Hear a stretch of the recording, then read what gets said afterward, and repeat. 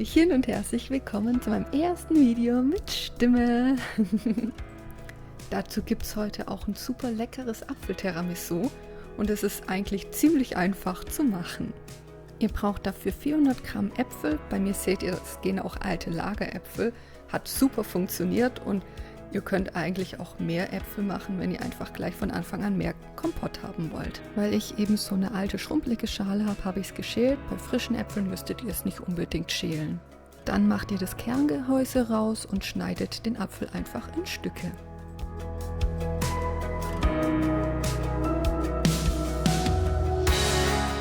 Hier habe ich einfach wieder genascht und es hat sogar geschmeckt, obwohl die Äpfel so alt sind. Aber hey, das Tolle am selber Kochen ist ja, dass man einfach naschen kann und es keiner verurteilt. Die geschnittenen Äpfel gebt ihr dann einfach in den Topf mit einer geeigneten Größe, was bei mir manchmal ein bisschen das Problem ist, und gebt dann einfach einen Esslöffel braunen Zucker hinzu und dann noch einen halben Teelöffel Zimt, wobei auch eine Zimtstange ginge, je nachdem was ihr da habt.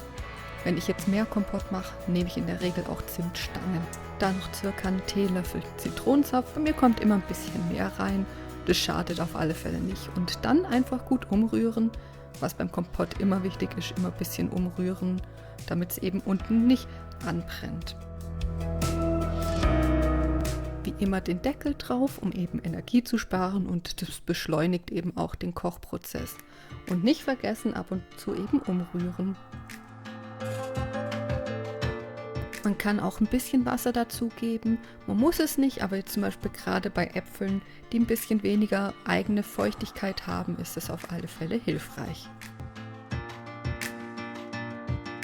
Wenn das Kompott dann fertig ist, einfach vom Herd nehmen und abkühlen lassen.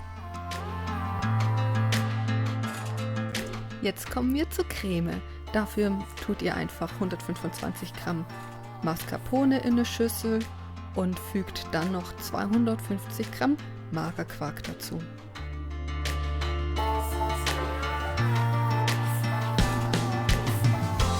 Außerdem kommt noch ein Esslöffel Milch dazu, ihr könnt normale nehmen. Ich habe jetzt hier zum Beispiel Hafermilch genommen, das geht auch sehr gut. Dann noch 30 Gramm Zucker und ein Päckchen Vanillezucker dazu. Und wenn ihr dann alles zusammen in der Schüssel habt, dann einfach gut umrühren, mit einem Schneebesen am besten, damit es eben eine glatte Creme wird.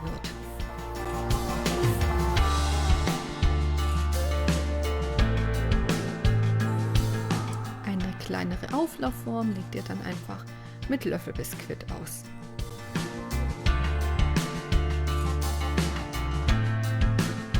Die Löffelbiskuits werden dann getränkt mit 2 Esslöffel Apfelsaft und 2 Esslöffel Calvados. Das ist so ein Apfelbranntwein, aber das muss man nicht machen. Also den Apfelbranntwein, diesen Calvados, den kann man auch weglassen und dann halt einfach mit mehr Apfelsaft tränken, so dass die Löffelbiskuits halt dann eben gut getränkt sind. Ich habe hier jetzt dann an der Seite noch mal ein bisschen Löffelbiskuit zerkleinert und die Ecken damit ausgefüllt. Dann gebt ihr das abgekühlte Apfelkompott drauf und verteilt es eben gleichmäßig darauf.